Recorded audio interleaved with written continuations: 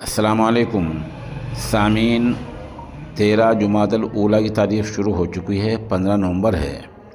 خبر کا عنوان ہے جامعہ فلاح درین بلاسپور کے محتمم کا ضلع شاملی کے قصبہ کیرانہ کا دورہ۔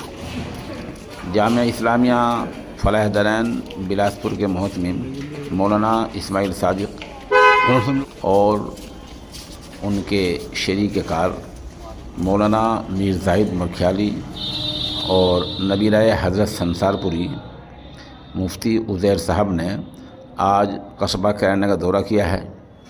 مولانا موصوف اور ان کے رفقا آج ایک ولیمے میں حاجی نسیم منصوری کے فرزندان ارجمند کے ولیمے میں شرکت کے غرض سے یہاں آئے تھے۔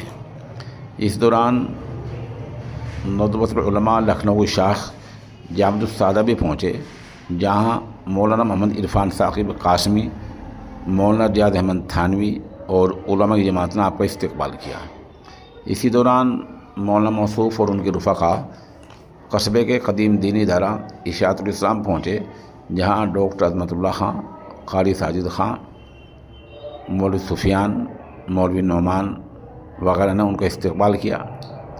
ان کے ساتھ جامعہ اشرف العلوم رشیدی گنگوہ کے شعبہ تجوید کے استاد قاری مشکور احمد رشیدی قاسمی بھی تھے۔